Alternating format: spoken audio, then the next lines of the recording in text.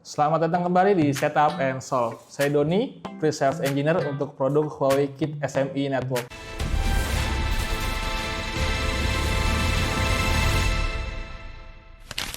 Kali ini saya akan membahas bagaimana melakukan perencanaan ataupun desain jaringan Wi-Fi menggunakan eKit Digital Platform. Di Huawei eKit Digital Platform, banyak sekali fitur untuk memudahkan pengguna Huawei Kit, mulai dari proses pre-sales, in-sales, sampai dengan proses after-sales. Termasuk di dalamnya Huawei Kit Esensi Web untuk melakukan konfigurasi, monitoring, maupun maintenance semua perangkat Huawei Kit secara centralized. Nah, salah satu tools yang sangat membantu pelanggan dalam proses pra-penjualan di Huawei Kit adalah tools WLAN Planner. Tools ini memungkinkan kita untuk melakukan desain dan planning jaringan Wi-Fi eKit sebelum kita memberikan solusi maupun implementasi perangkat access point Huawei Kit ke customer. Jadi, tools ini akan memberikan output berupa desain jaringan Wi-Fi yang di dalamnya berisi informasi seberapa banyak access point yang kita gunakan dalam satu ruangan, di mana letak masing-masing access point tersebut, dan seberapa jauh dan efektif sebaran sinyal Wi-Fi dari desain yang sudah kita buat sebelumnya. Jadi, kita tidak lagi menebak-nebak dalam melakukan desain jaringan sebelum kita memberikan solusi ke customer. Oke, langsung saja, untuk bisa melakukan atau membuat desain tersebut, kita membutuhkan tools yang namanya WLAN Planner. Oke, kita bisa ke websitenya Huawei Kit, ada di ekit.huawei.com. Kalau teman-teman belum melakukan registrasi, silakan melakukan registrasi di logo yang ada gambar orangnya ya. Di sini kita bisa melakukan login ataupun register. Kalau yang belum punya akun Huawei ataupun akun Huawei Kit, rekan-rekan bisa melakukan registrasi terlebih dahulu. Nah, kalau sudah memiliki akun Huawei Kit, teman-teman bisa login. Dan pastikan sebelum login, country region-nya ini adalah ID ataupun Indonesia, ya, agar tools ataupun project yang kita buat nanti itu sesuai dengan peraturan ataupun registrasi di country region kita. Nah, kita bisa login terlebih dahulu.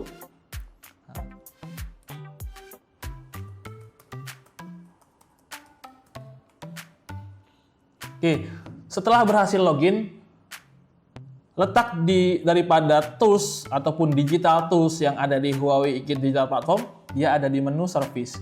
Jadi, sebelum saya langsung menuju ke menu WLAN Planner, ada beberapa tools yang bisa kita manfaatkan untuk mempermudah pekerjaan kita, baik dari proses pre-sales sampai dengan proses after sales. Nah, teman-teman bisa ke menu service, bisa scroll ke bawah. Nah, di sini ada namanya Digital Service Tool. Digital Service Tool ini akan muncul setelah rekan-rekan login ke akun rekan-rekan. Kalau rekan-rekan belum login, maka menu Digital Service Tool ini tidak akan muncul. Oke, kita bisa klik More di menu Digital Service Tool ini. Nah, di sini ada beberapa digital tools yang bisa kita manfaatkan untuk mempermudah proses pekerjaan kita ya di Huawei eKit. Yang pertama yang saya ingin jelaskan adalah ya, di sini ada yang namanya online support. Nah, rekan-rekan bisa langsung menghubungi support dari Huawei eKit atau yang biasa kita sebut TIC ya. Ini bisa berhubung langsung ke customer service atau kita menanyakan permasalahan kita ke eKit Chatbot ataupun eKit AI. Nah, apabila kita ingin berkonsultasi terkait permasalahan Huawei eKit kita ke customer service langsung, kita bisa klik manual service di sini. Ya, klik manual service.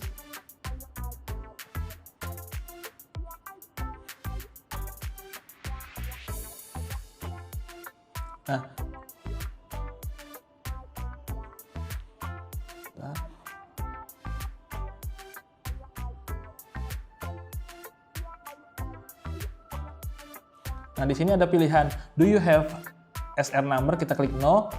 Jangan lupa country-nya kita pilih Indonesia, kemudian produk lainnya kita pilih Huawei Kit SME Network ya. Kita klik OK. Nah, langsung chatbot ini ataupun kolom komentar ini akan mengarahkan kita ke Huawei TIC support atau customer service ya, langsung. Jadi ini dilayani langsung dengan customer service ya, bukan dengan robot. Jadi kita bisa berkonsultasi semua permasalahan terkait dengan Huawei ataupun Huawei Kit yang kita hadapi. di sini. Jadi ini real time chat langsung ke customer service. Nah, apabila kita setelah melakukan chat di sini tidak solving masalah kita, maka dari customer service akan membukakan yang namanya SR ticket ataupun tiket support yang bisa kita follow up melalui websitenya ataupun melalui chat yang ada di sini. Ya. Di sini kita bisa lihat sudah ada balasan dari support. Di sini kita dilayani oleh customer service ataupun support yang namanya Sila. Ya. Nah, biasanya customer support ini asalnya dari base-nya dari Malaysia. Maka kita akan dilayani sesuai dengan jamnya Malaysia ya. Misalkan di Indonesia ini jam 9, berarti di sana jam 10 malam. Oke. Kalau kita chat seperti ini, misalkan hi support. Nah, kemudian ternyata kita terputus koneksinya. Nah, maka support akan melakukan follow up melalui email yang ada di akun kita. Kalau akun kita memiliki email. Ya, karena artinya ada percakapan yang terputus, baik itu karena koneksi ataupun dan lain sebagainya, maka support akan follow up ke kita. Nah, itu adalah salah satu nilai plus yang ada di Huawei Kit Online Support. Kemudian yang kedua, digital tools yang bisa kita manfaatkan adalah maintenance status. Nah, maintenance status ini apa? Jadi ketika rekan-rekan ingin melakukan klaim RMA ataupun perbaikan ataupun garansi, sebelum melakukan klaim, ada baiknya teman-teman bisa melakukan cek status warranty dari perangkat-perangkat Huawei Kit yang teman-teman punya. Kita klik maintenance status di sini. Nah, nanti teman-teman tinggal masukin serial number dari perangkat yang ingin diklaim RMA ataupun klaim perbaikan. Nanti di sini terlihat perangkat tersebut apakah masih under warranty atau tidak, kapan aktif warantinya, kapan selesai warantinya. Jadi ini memudahkan kita pada saat klaim waranti, jadi tidak usah melakukan pengiriman bolak-balik. Jangan sampai kita melakukan klaim waranti atau klaim perbaikan ke distributor misalkan. Kita klaim, kita kirim barangnya, ternyata sudah sampai di sana, barangnya sudah habis warantinya. Maka ini akan menjadi bolak-balik ya untuk ongkos kirimnya. Jadi saran kami sebelum melakukan klaim waranti bisa dicek di toolsnya Huawei Kit yang namanya maintenance status. Oke, lanjut. Digital tools lainnya yang tersedia di Huawei Kit Digital Platform ini adalah ada yang namanya specification query ya. Jadi specification query ini memungkinkan kita untuk melakukan pencarian daripada spesifikasi perangkat-perangkat Huawei Kit secara mendetail. Tinggal kita buka specification query-nya, kemudian kita klik query by specification, kita masukkan produknya, misalkan adalah di sini switch-nya Huawei Kit ya. Kita bisa ke document solution ya.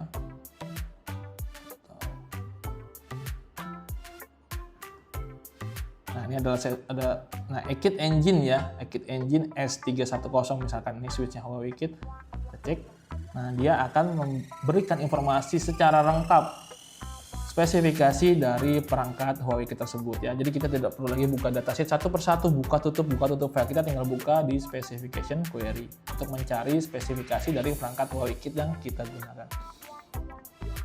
Oke, tools selanjutnya ada yang namanya Stack Assistant. Stack Assistant ini apa? Jadi di beberapa perangkat Huawei Kit switch ya, layer 3 terutama ini sudah support yang namanya fitur stack. Jadi beberapa virtual ataupun beberapa physical ataupun hardware switch dijadikan ke dalam satu virtual. Contoh misalkan kita punya 3 unit atau 4 unit switch Huawei Kit S310 yang support stacking, maka keempat unit tersebut kita bisa jadikan seakan-akan dia ke dalam satu manajemen yang sama. Ya, fungsinya buat apa? Biasanya fungsinya buat availability ataupun reliability.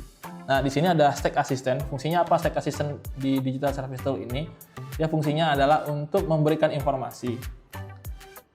Ya, informasi terkait switch yang akan kita stacking. Misalkan kita punya switch S310 ya, serinya, kemudian kita pasang firmware-nya, kemudian kita pasangkan dengan switch apa? Switch yang sama misalkan ya.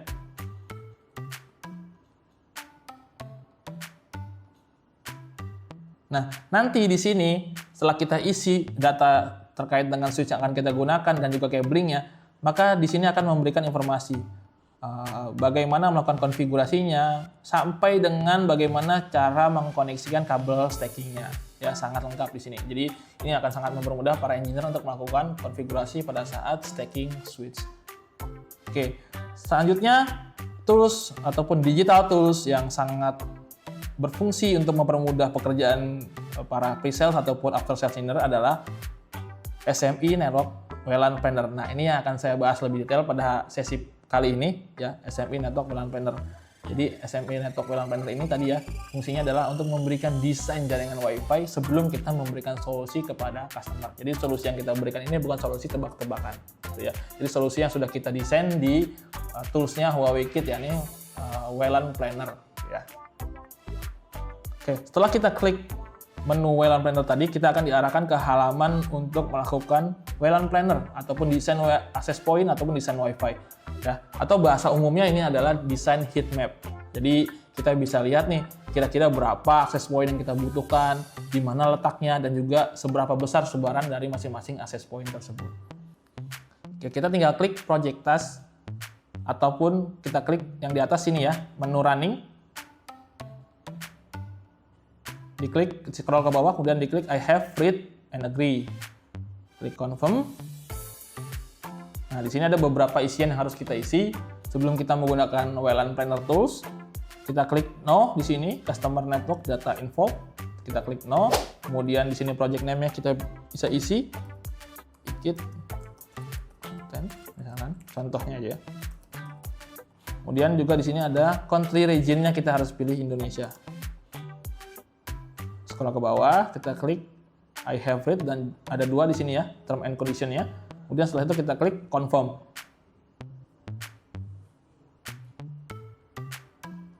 Oke, kita akan langsung diarahkan ke menu untuk melakukan desain jaringan Wi-Fi ataupun access point Huawei Kit. Nah, di sini ada hal yang perlu kita siapkan.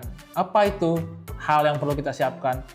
Untuk bisa kita desain suatu jaringan Wi-Fi ataupun access point Huawei Kit, tentunya kita harus tahu dulu nih layout dari ruangan yang akan kita implementasikan access point Huawei Kit. Maka kita harus minta atau kita harus punya layout yang akan kita desain terlebih dahulu. Berupa apa layoutnya? Layoutnya biasanya berupa layout bangunan. Contoh misalkan layout bangunan lantai 1, layout bangunan lantai 2, dan seterusnya. Ya. Nah, terus formatnya apa yang bisa mendukung di toolsnya Huawei Kit ini? Jadi layout yang kita gunakan itu bisa berupa PDF ataupun gambar ataupun file Corel Draw. Jadi tiga tersebut ya, PDF, gambar ataupun Corel Draw. Teman-teman bebas mau pakai yang mana. Yang jelas kita harus punya layout dari ruangan yang akan kita desain. Nah, kalau layoutnya sudah ada, tinggal kita import terlebih dahulu pertama layoutnya dengan klik kiri atas di create area. Nah, di sini kita klik misalkan contohnya lantai 1. Nah, kemudian kita klik batch import, select file. Nah, kita upload layout yang kita punya ya. Kemudian untuk skenario-nya bebas mau dipilih office, hotel ataupun education. Kita klik OK. Nah, kita pilih layout yang kita punya. Nah, contohnya di sini saya akan menggunakan layout yang formatnya adalah PDF. Oke, setelah itu dia akan melakukan upload ke toolsnya WLAN Planner Huawei Kit. Kita tinggal klik OK. Nah, selanjutnya sistem akan memberikan tampilan dari layout yang sudah kita upload tersebut. Oke, ini layout yang akan kita desain jaringan Wi-Fi ataupun access point-nya menggunakan Huawei Kit. Nah, pertama hal yang harus kita lakukan adalah melakukan scaling. Apa itu scaling? Jadi scaling itu kita menentukan ukuran. Yang namanya layout, bangunan pasti ada ukurannya, ada panjang dan lebarnya. Nah, di sini juga kita harus setup panjang dan lebar dari layout tersebut ya. Agar apa? Agar nanti hasilnya juga bisa presisi. Kita klik yang ada di notifikasi hijau ini ya. Kita klik scale-nya. Nah, tinggal kita tentukannya tidak harus dari dua sisi, satu sisi saja sudah cukup. Contoh misalkan bangunan ini lebarnya adalah 30 meter, ya, panjangnya misalkan adalah 100 meter, ya. Tinggal kita pilih kita mau setup scaling ataupun ukuran yang dari panjangnya ataupun lebarnya itu bebas. Pilih salah satu saja. Nah, di sini saya akan coba set dari lebarnya ya. Contohnya di sini lebarnya bangunan adalah 30 meter. Kita klik 30 dan unitnya adalah meter. Nah, dengan demikian di layout ini ukurannya akan sama persis dengan di nyatanya ataupun di real lapangannya, kayak gitu ya, luasan dari bangunannya. Oke, selanjutnya yang kita bisa lakukan adalah kita setup obstacle ataupun penghalangnya. Yang namanya bangunan pastinya ada sekat-sekatnya, entah itu kaca, beton, kemudian gipsum dan lain-lain. Nah, di sini kita harus gambar obstacle ataupun penghalang tersebut ya. Teman-teman bisa menggambar secara manual. Kita bisa lihat di kanan, di sebelah kanan, panel sebelah kanan. Ini ada beberapa material yang bisa kita gunakan. Ada common brick. Nah, common brick ini adalah batu bata. Kemudian ada concrete. Nah, concrete ini dia adalah beton ya. Kemudian kalau kita lihat ke bawah ada drywall. Nah, drywall ini semacam gipsum. Ada kaca juga dan lain sebagainya. Tinggal disesuaikan dengan obstacle yang ada di lokasi ya. Realnya seperti apa di dalam layout tersebut. Ya, contoh saya akan coba gambar. Tinggal diklik kiri saja, diklik kiri lagi kalau misalkan mau berpindah ataupun ada belokan ya. Tinggal diikuti saja jalur yang ada di layoutnya, diklik kiri. Nah, setiap tikungan bisa diklik kiri agar kita bisa melanjutkan ke tempat yang lain. Sampai tersambung. Oke, ini untuk jaringan luarnya ataupun obstacle yang ada di luar. Kemudian saya mau coba menambahkan gipsum untuk sekat yang ada di dalamnya. Kalau mau dilepas ataupun diselesaikan, diklik kanan. Nah, diklik kanan. Kalau mau mulai lagi, tinggal klik kiri lagi, kemudian klik kanan kalau selesai. Terus sampai dengan obstacle-nya tertutup sempurna. Oke, ini saya contohkan seperti ini aja dulu. Nah, selanjutnya, kalau misalkan teman-teman mau coba yang otomatis juga bisa. Teman-teman tinggal klik yang automatic identification. Namun untuk automatic identification ini perlu digarisbawahi, gambar ataupun layout yang kita upload harus benar-benar jelas. Garisnya harus benar-benar tebal. Kalau ada garis samar-samar seperti ini, dia akan membaca ini bukan obstacle. Jadi tidak ataupun kurang presisi gitu ya. Jadi kalau memang teman-teman mau benar-benar presisi, saran saya adalah menggunakan yang manual. Tapi kalau mau cepat, kita bisa gunakan yang automatic identification. Maka dia akan melakukan gambar obstacle secara otomatis. Oke, untuk layoutnya sudah kita upload, obstacle-nya juga sudah kita gambar, kita lanjut ke langkah selanjutnya. Nah, langkah selanjutnya kita bisa klik deployment. Nah, di deployment ini kita bisa memilih kira-kira kita mau menggunakan access point tipe yang mana. Nah, di sini saya akan coba menggunakan access point tipe AP661 high density ya. Kita bisa klik AP-nya di sini ya, di sebelah kanan. Atau kalau misalkan ternyata di tempat teman-teman belum ada AP-nya Huawei Kit, baik AP661, 362E ataupun 761, teman-teman bisa klik choose other AP ya, yang ada di sini. Diklik choose other AP, tinggal di setup ataupun dicari access point-nya. Ini kita sudah checklist. Nah, bisa di search di sini misalkan AP371. Nah, ini ketemu. Tinggal diklik gambarnya, klik OK, maka dia akan keluar di menu tersebut. Nah, seperti ini. Oke, saya coba taruh access point-nya seperti ini ya. Coba akan taruh 2. Nah, kalau sudah tinggal diklik kanan. Kalau AP-nya sudah ditaruh, tinggal kita utilize access point-nya. Diklik 2 kali access point-nya, klik kiri 2 kali. Nah, ini kita bisa sesuaikan tinggi dari access point-nya, kemudian power dari access point-nya. Contohnya ini ya. Nah, ini kita bisa setup, sesuaikan, atau juga power access point-nya. Ini 2,4 GHz-nya kita coba setup di 20 dBm. Kemudian 5 GHz-nya kita juga bisa setup di misalkan 19 dBm. Channel-nya juga bisa kita atur ya. Confirm. Oke, kalau sudah, kita langsung ke langkah selanjutnya. Langkah selanjutnya apa? Langkah selanjutnya adalah simulasi. Tadi kita sudah upload layout-nya, kita sudah gambar obstacle-nya, kita sudah pilih access point dan penempatan access point-nya. Sekarang tinggal kita lihat dari layout tersebut dengan obstacle yang ada dan access point yang kita pilih, kira-kira sebaran Wi-Fi-nya seperti apa. Ya. Nah, kita bisa klik di sini 2,4 atau 5 GHz. Nah, teman-teman, kalau untuk simulasi, saran saya adalah menggunakan salah satu frekuensinya, jangan langsung 2. Ya, misalkan 5 GHz terlebih dahulu. Kenapa 5 GHz terlebih dahulu? Karena apabila 5 GHz sudah mengcover areanya, maka 2,4 otomatis juga akan mengcover area tersebut. Kenapa? Karena 5 GHz ini memiliki karakteristik coverage yang lebih pendek dibandingkan dengan 2,4 GHz. Seperti itu. Kemudian juga teman-teman bisa setup minimal limit dari klien bisa terkoneksi dengan baik itu di berapa dBm untuk RSSI atau kekuatan sinyalnya di kanan bawah ya. Tinggal digeser saja. Coba saya setup di 68 dBm ya. Setelah itu kita bisa klik open simulation untuk sinyal 5 GHz-nya.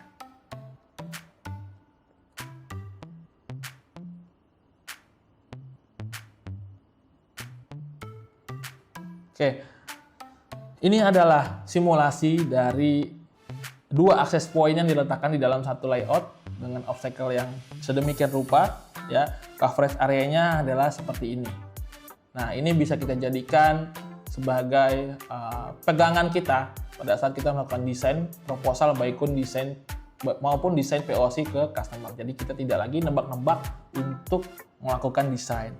Nah, kalau sudah, selanjutnya kita bisa ekspor apa yang sudah kita desain tersebut menjadi suatu file. Ya, pertama kita bisa klik yang di sini frekuensi bandnya, kita bisa pilih 2,4 dan 5 GHz. Kemudian kita pilih content obstacle-nya no, agar nanti gambar ataupun garis yang tadi kita gambar manual itu tidak ikut ke reportnya. Kemudian export simulation kita klik yes. Setelah itu kita tinggal klik export.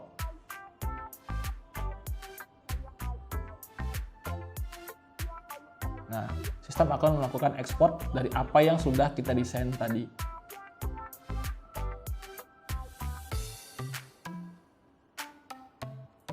Nah, kita tinggal tunggu sampai ekspornya selesai. Oke.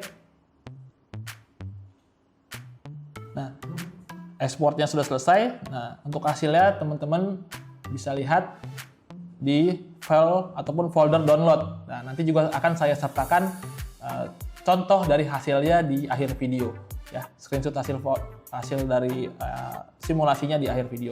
Oke, itu saja mungkin untuk setup and solve kali ini, ya. Jadi teman-teman di sini bisa melakukan desain baik itu untuk POC ataupun untuk membuat proposal ke customer. Jadi tidak lagi tebak-tebak buah manggis ya. Kira-kira berapa AP ya? 2 AP, 3 AP untuk ruangan sekian. Jadi bisa menggunakan tools ini dengan mudah dan juga untuk akurasinya kurang lebih di 65 sampai dengan 75%. Oke, sampai di sini setup and solve sesi kali ini. Sampai ketemu lagi di setup and solve selanjutnya.